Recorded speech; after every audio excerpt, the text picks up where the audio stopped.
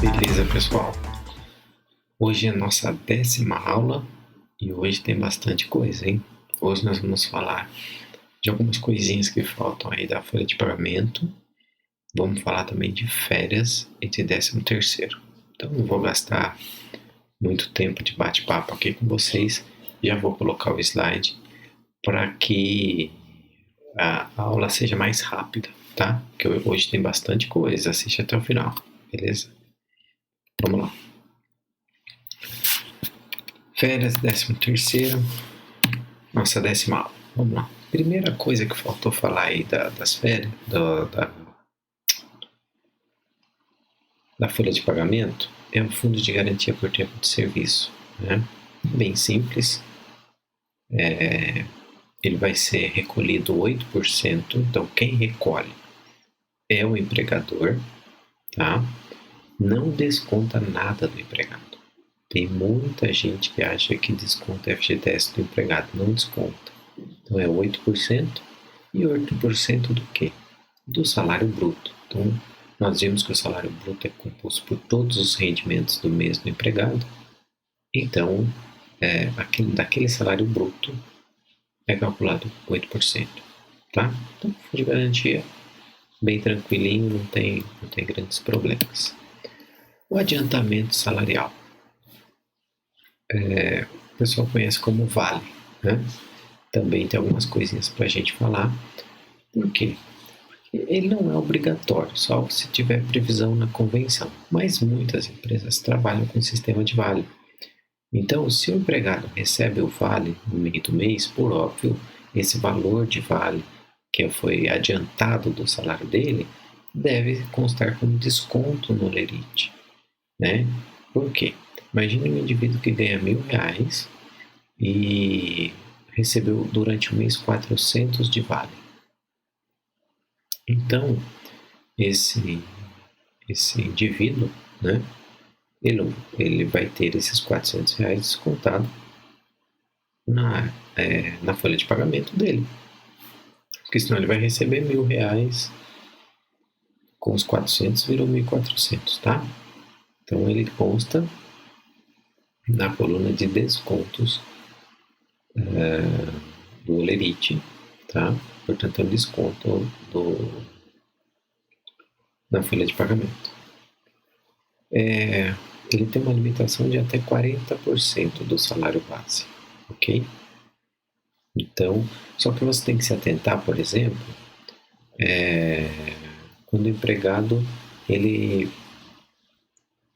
imagine só que ele foi contratado no dia 10, né? Primeiro que se ele for contratado no dia 10, muito provavelmente um vale ali no dia 15 não vai dar tempo. Mas se for um vale no dia 20, ele vai ter direito a vale. Mas 40% do quê? Então vamos pensar. Se ele foi contratado para trabalhar, começou a trabalhar no dia 10, e para nós aqui todos os meses tem 30 dias, portanto, quantos dias ele vai trabalhar naquele mês? 21 dias, porque eu conto o dia 10, né? 21 dias. Aí, desses 21, então o salário proporcional a 21 dias, professor, como que eu sei o quanto é o salário proporcional dele a 21 dias? Você pega o salário dele, divide por 30, né? E multiplica por 21. Para saber quanto que é o salário proporcional. Desse resultado, você vai encontrar o percentual que a sua empresa trabalha como vale. Se for 40%, você vai encontrar 40%, tá? É muito comum o valor de 40%, tá? Então também não tem muito segredo no vale, bem tranquilo. O vale transporte. Então, por quê? Porque o vale transporte ele ainda encontra ali ele respinga na folha de pagamento, né? O vale transporte, ele primeira coisa que você tem que entender que o transporte ele é custeado pelo trabalhador. E eventualmente ele vai ter um complemento do emprego, custeado pelo empregado, e eventualmente ele vai ter um complemento do empregador. Por quê? muita gente entende assim, o vale transporte é a empresa que paga. Não, a empresa não paga, a empresa complementa, tá? Então, é um valor que ele é recebido antecipadamente. Então, o indivíduo que gasta, por exemplo, R$ 10 por dia de trabalho. Então, ele tem que receber antecipadamente. O salário, ele recebe depois de trabalhar. O vale transporte, ele recebe antecipadamente, que é para ele ir trabalhar. Então, o indivíduo, naquele mês, por exemplo, vai trabalhar 22 dias, por exemplo, né? E então, como que chega a esses 22 dias? Você vai ter que olhar no calendário e verificar os dias que realmente ele vai trabalhar, porque isso varia, porque às vezes tem mês que tem 4 finais de semana, tem mês que tem 5, tem mês que tem feriado, então tudo isso interfere no vale transporte. Então, por exemplo, se ele vai trabalhar 22 dias naquele mês, ele vai receber o vale transporte antecipadamente de 22 dias. Então, se ele gasta R$ 5 para ir trabalhar e R$ 5 para voltar, ele gasta R$ 10 por dia. Vezes 22 dias, ele vai gastar R$ 220. Então, ele recebe antecipadamente R$ 220, tá? E aquele dinheiro deve ser usado para ir trabalhar. Se eventualmente ele foi ao médico e não foi trabalhar, ele tem uma sobra de vale transporte. Se ele faltou, ele tem sobra. Essa sobra, ela pode ser descontada, ela pode ser pago a menos no próximo vale transporte. Para você entender como isso funciona, imagine assim: o indivíduo ia trabalhar 22 dias, mas ele ficou doente e trabalhou 20 dias. Então não sobrou o dinheiro de 2 dias do vale transporte? Sobrou. Aí no mês seguinte, o empregador, ao invés de pagar outros 22 dias antecipado, ele paga apenas 20, porque já tinha 2 do mês anterior. É essa a sistemática. Então, não tem limite mínimo e máximo. Tem empresas que têm política de limite máximo. Então, por exemplo, a nossa empresa só contrata se pegar um ônibus ou 2, tá? Mas, por exemplo, o empregado morava perto da empresa, agora ele passou a morar longe. Ele não usava vale transporte, agora ele vai usar 3. A empresa não pode se negar dizendo que o limite da empresa é 2, tá? A empresa até pode usar na hora de seleção, excluir quem mora mais longe por essa questão. E ela nunca vai fazer isso de maneira aberta, né? Mas o empregado que já está lá tem que pagar, não tem jeito. E também não há limitação de distância, basta um requerimento do empregado. Contudo, e aí vale, o empregado deve usar esse dinheiro para trabalhar, e quando ele declara que ele vai trabalhar de transporte público, ele não pode pegar aquele dinheiro e pôr gasolina no carro, não pode pôr gasolina na moto, não pode vir de bicicleta. Ele tem que vir realmente de transporte público, conforme ele declarou, sob pena, inclusive, de justa causa, tá?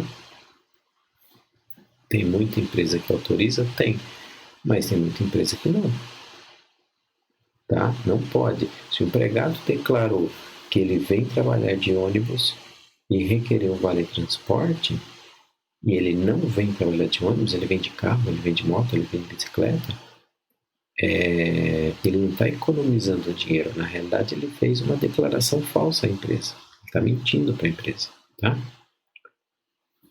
E como que funciona o desconto? Então, o desconto, ou ele vai ser do valor total do vale transporte, ou ele vai ser 6% do salário base, tá? Mas qual desses? O menor. Por isso que eu digo que quem paga o transporte é o empregado. Porque o empregado que ganha R$ 10.000, 6% do salário dele vai ser R$ 600. Se ele usar 220 para ir trabalhar e optar pelo vale transporte, vai ser descontado quanto dele? 220. Por quê? Porque 6% do salário é maior que o valor total do vale transporte naquele mês. Mas se eu tenho um empregado, por exemplo, que ganha R$1.000, 6% é R$60. Então, o que é menor, 60 ou 220? 60. Então, vai ser descontado R$60 do empregado. E o que isso implica em dizer que o empregado ele custeou R$60 da passagem dele, do transporte dele, e os outros 160 foram custeados pelo empregador. Tá? Então, esse foi apenas o complemento do empregador. Tudo bem? Então, esse é o sistema do Vale Transporte. Então, aqueles que optam pelo Vale Transporte vão ter um desconto a mais na sua folha de pagamento, que vai ser ou 6% do salário ou o valor do Vale Transporte, o que for menor, tá? Lembrando que o Vale Transporte ele é adiantado. O trabalhador recebe no início do mês. Beleza? Bom, passado por isso, nós podemos falar aí das férias. É claro que eu acredito que vocês já tenham tido férias, o tema férias com o professor Gabriel, já explicou a parte teórica das férias, né? E só para lembrar, férias tem período aquisitivo, concessivo e período de gozo. Período aquisitivo é aquele que o trabalhador, período de 12 meses que ele trabalha para ter direito às férias. Concessivo, o período subsequente de 12 meses que ele deve descansar, que ele deve gozar as férias. E o período de gozo é o período que ele realmente não trabalha, tá? As férias nada mais é que um pagamento antecipado do mês, né? Então, por exemplo, se o indivíduo vai sair de férias do dia 1 de junho a 30 de junho, ele vai receber esses dias de junho, não em julho, mas ele vai receber 2 dias antes do início das férias, tá? Então, não é um dinheiro a mais, é apenas uma antecipação. Quando chegar em julho, ele vai ter algo a receber? Não. Por quê? Porque ele já recebeu adiantado, tá? Então, isso, para quem está aí no primeiro emprego, é muito perigoso, porque ele acha que aquele dinheiro é a mais, ele gasta, quando ele volta e não tem salário e as contas daquele mês ficou. O que é a mais nas férias? A mais é 1/3, é chamado o terço constitucional. Então, nós vamos falar um pouco mais à frente sobre o cálculo. Então, se o indivíduo ganha R$3.000, ele vai ter o salário antecipado daquele mês de R$3.000 e vai ter um acréscimo de 1/3, que nesse caso vai ser de R$1.000. Então, 2 dias antes do início das férias, ele vai receber os R$4.000, ok? Existe uma coisa, quando nós falamos, aliás, minto, não vou falar do abono, vou falar do aviso de férias. 30 dias antes, deve o empregador avisar das férias. O que isso importa? O que a gente dá para tirar disso? Que quem escolhe quando o empregado vai gozar das férias é o empregador. Então ele tem 30 dias antes do início das férias para avisar, para que o trabalhador possa programar as suas férias, ok? O abono pecuniário, muita gente conhece como vender férias. Pode vender férias inteiro? Não. Pode vender 10 dias, ou seja, 1/3. Esse vender 1/3, vender 10 dias, não pode ser recusado pelo empregador. Ele deve ser requerido até 15 dias antes do término do período aquisitivo, ok? E também pode ser requerido a primeira parcela do 13º salário quando das férias, né? Então, o indivíduo vai tirar férias no meio do ano, vai fazer uma viagem, então ele vendeu, ele precisa de mais dinheiro, ele pede a primeira parcela do 13º. E isso pode ser feito, ele pede quando ele recebe ali o aviso de férias, tá? não há possibilidade de negativa do empregador, ok? E como que nós vamos calcular, né? É bem tranquilo o cálculo de férias, né? Então, o único cuidado é que deve ser considerado as médias do período aquisitivo. O que é isso? Para ficar fácil, o indivíduo começou a trabalhar no dia 1º de janeiro de 1999, então o término do período aquisitivo dele foi 31 de dezembro de 1999. Naquele período aquisitivo, ele fez férias, ele fez hora extra, ele fez hora noturna, ele teve um período, por exemplo, que ele trabalhou em ambiente insalubre. Tudo isso tem que ser levado em consideração. Como? Em médias. Como que você faz? Por exemplo, você vai acrescentar as médias de hora extras. Então você vai pegar. Em janeiro ele recebeu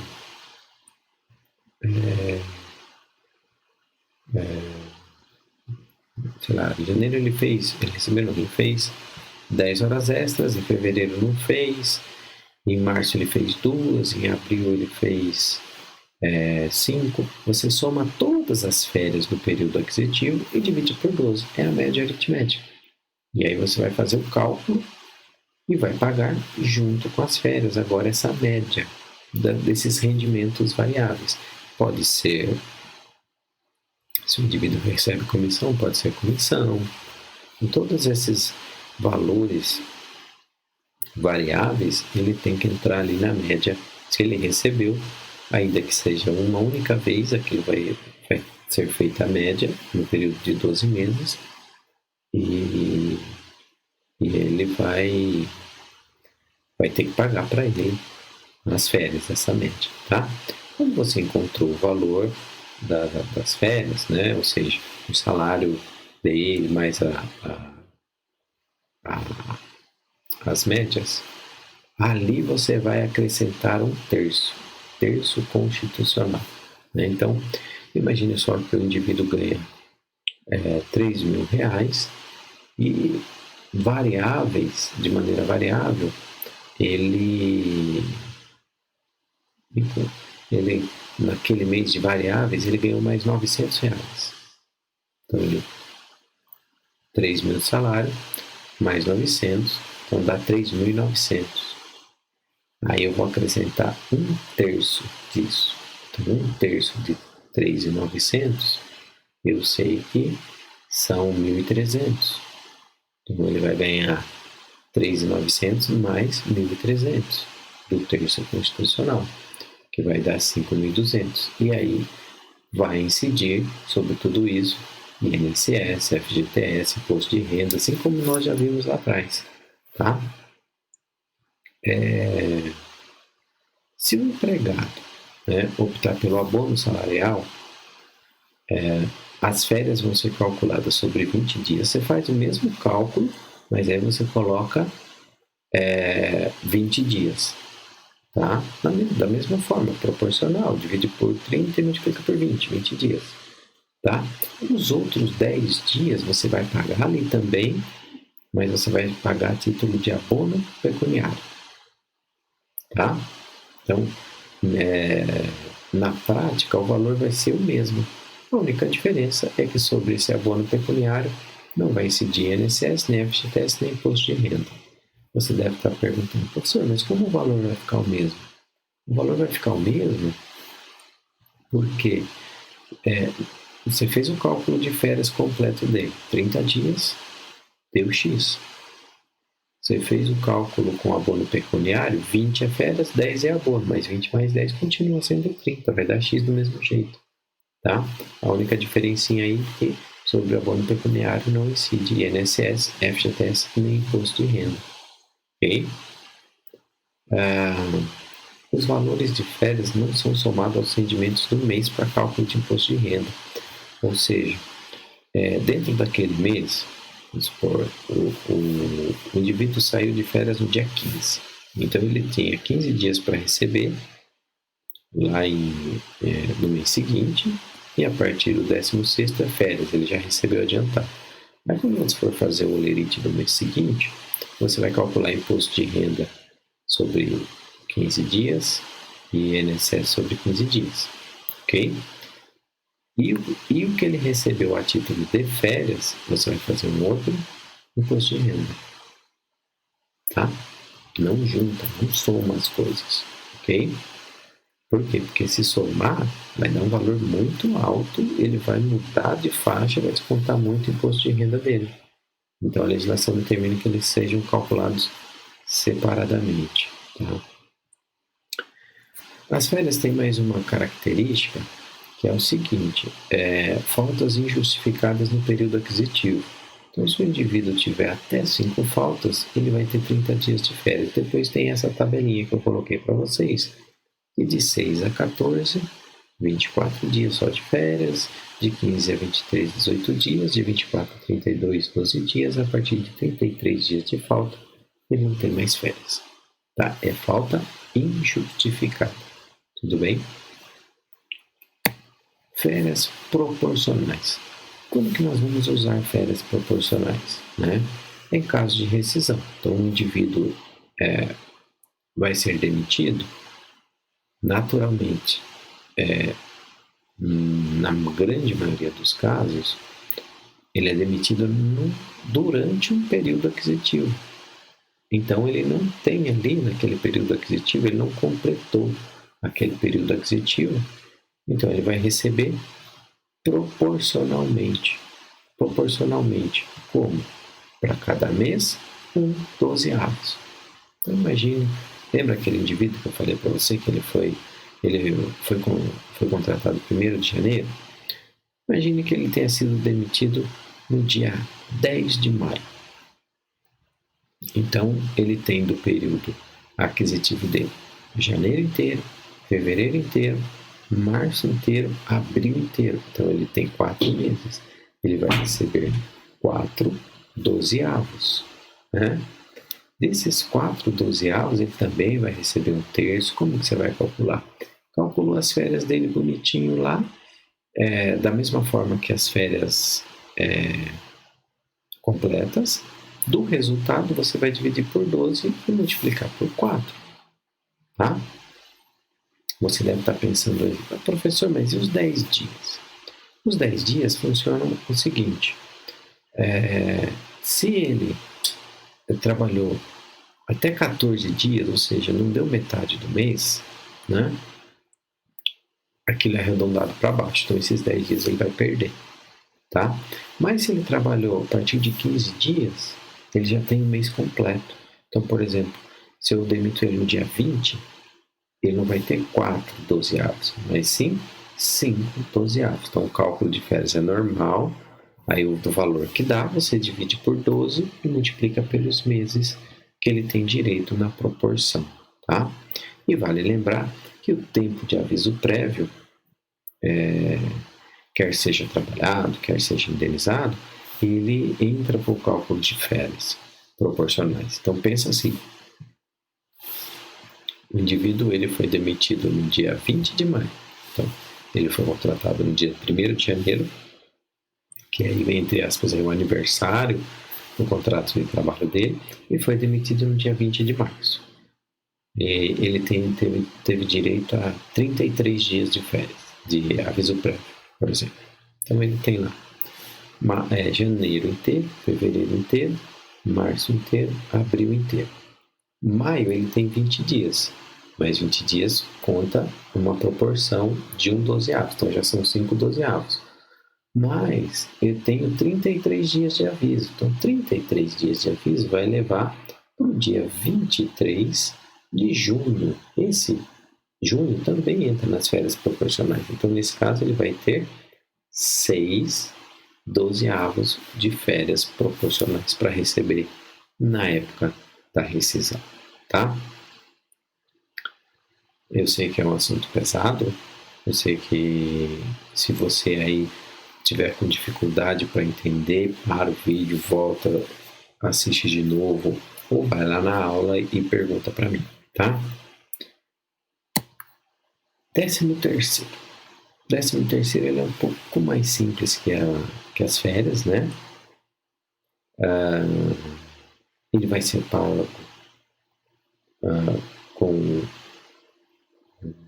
junto com as médias do ano corrente, né? Então ele tem o salário base mais as médias.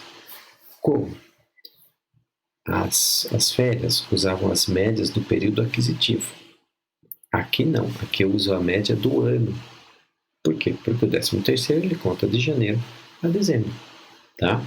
Então se o indivíduo ganhar R$3.000, ele vai receber R$3.000 de 13º, que é um salário a mais as médias daquele ano, tá? Ele pode ser pago em uma parcela, e se ele for pago em uma parcela, ele vai ser pago no dia 15 até 15 de dezembro, ou pago em duas parcelas. Se for pago em duas parcelas, a primeira parcela é até 30 de novembro e a segunda até 15 de dezembro. Por que eu digo até? Porque a empresa pode pagar quando quiser, ela pode pagar no meio do ano. Inclusive, a empresa pode pagar nas férias. Lembra que nós vimos lá nas férias? Então, a partir de fevereiro, já pode receber a primeira parcela, tá? E como que é feito o cálculo desse pagamento em duas parcelas? A primeira parcela é 50% do salário base do mês anterior, tá? Então, o indivíduo se ele ganha R$3.000, a primeira parcela é 1.500.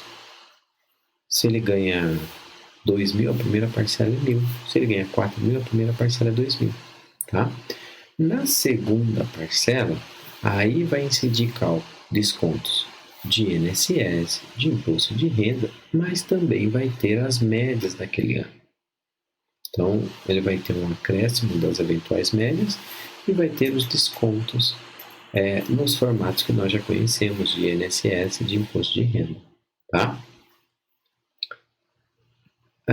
O 13º proporcional, ele é bem parecido com as férias proporcionais, só que ele vai acontecer em dois momentos: no ano da contratação e no ano da demissão. No ano da contratação, porque o empregado foi contratado no dia 10 de fevereiro. Então, ele vai ganhar 1/12 para cada mês que ele trabalhou naquele ano, né? Então, imaginem que o indivíduo ganha R$1.200.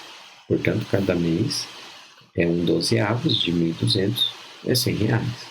Então, se ele começou a trabalhar no dia 10 de fevereiro, e aqui vale aquela mesma regrinha: 14 dias de trabalho não considera o mês, né? A partir de acima disso, considera 1/12. Então, o indivíduo que foi contratado no dia 10 de fevereiro, tá? Ganhando R$1.200, ele vai ganhar ele vai ganhar janeiro? Não vai ganhar janeiro, porque ele não estava trabalhando. Ele entrou no dia 10. Ele trabalhou mais que 14 dias em fevereiro? Trabalhou. Lembrando que para nós todos os meses tem 30 dias. Então ele vai ganhar fevereiro, março, abril, maio, junho, julho, agosto, setembro, outubro, novembro, dezembro. Então ele vai ganhar 11/12 e 13º proporcional. E como que fica o cálculo? Mesma forma. Se esse indivíduo que ganha 1.200, você vai pegar 1.200. Quanto é a metade? 600. Mas você vai pagar 600 na primeira parcela dele? Não. Você vai pagar 1/12 desses 600. Você vai pegar os 600, dividir por 12, que dá R$50, e multiplicar por 11, e vai dar 550. Então, a primeira parcela dele é de R$550. A segunda parcela, ela vai incidir descontos e vai incidir as médias. Lembra disso, não pode esquecer, tá? No caso da rescisão, é a mesma coisa, mas aí você vai tomar por base quando ele foi demitido, a contar sempre de 1º de janeiro. Então, se ele foi demitido no dia 10 de fevereiro, ele vai ganhar mês de janeiro. Fevereiro ele ganha? Não, porque ele foi demitido no dia 10, não trabalhou mais que 14 dias. Então, ele vai ganhar 12º de 13º proporcional, tá? E aí vai ser pago na rescisão em parcela única, quando é caso de demissão, tá? Então, só que tem que lembrar o seguinte, que a mesma regra das férias vale para o 13º. O aviso prévio, ele conta para todos os efeitos, portanto, também conta para 13º proporcional. Então, se o indivíduo foi demitido no dia pegar o exemplo aí o mesmo exemplo, 10 de fevereiro, mas com aviso prévio indenizado, eu vou explicar aviso prévio na hora que vem, aviso prévio indenizado de 33 dias, tá? Ele vai receber janeiro inteiro, fevereiro não dá, ok? Mas eu tenho mais 33 dias de aviso prévio. Então, esse mês, esse dia do dia 10, ele vai para dia 13 do mês que vem. Nesse caso vai dar até um pouquinho mais, porque você vai contar os dias certinhos, mas você vai ter mais um mês e eventualmente até 2, dependendo do tamanho. O mês que ele trabalhou, janeiro, vai ter mais um mês, fevereiro, e dependendo do tamanho do aviso prévio, você vai ter até março, tá? Então, você vai ter que ficar atento ao tipo de aviso prévio, que se for aviso prévio indenizado, você tem que estender a data, né? Estender, como você tem que imaginar como se o contrato de trabalho dele fosse estendido até o fim do aviso prévio, tá? Diferente se o aviso prévio é trabalhado, se ele é trabalhado, você não estende, porque se ele for indenizado, você tem que estender, e aí vai interferir na proporção do 13º, tá? Mas também é muito tranquilo. Você vai ter só que olhar para a data da demissão, se o aviso prévio é indenizado, você vai estender o contrato até o fim do aviso prévio indenizado, dependendo da quantidade de dias, e ali você vai olhar quantos meses deram. Lembrando que fração a partir de 15 dias, o empregado tem 12º. E aí você vai calcular o 13º e pagar na proporção que ele tem direito aí, 1, 2, 3, né? Até se for completo. Beleza? Era isso. Para encerrar, eu gostei dessa frase de The Illings. Achei bacana. Ele fala assim, o segredo não é correr atrás das borboletas, é cuidar do jardim para que elas venham. Eu achei muito bacana essa frase, né? Porque só gostei, fica aí para você, pensa o que quiser, né? E é isso, a aula de hoje foi mais longa, foi mais pesada, tá? Não se fute a assistir de novo, a parar, a voltar, nem a perguntar para mim, porque tem bastante conteúdo, apesar de ser apenas ali pouco mais de 35 minutos, pouco mais de 30 minutos, tá bom? Pessoal, muito obrigado pela atenção de vocês e até semana que vem. Tchau, tchau.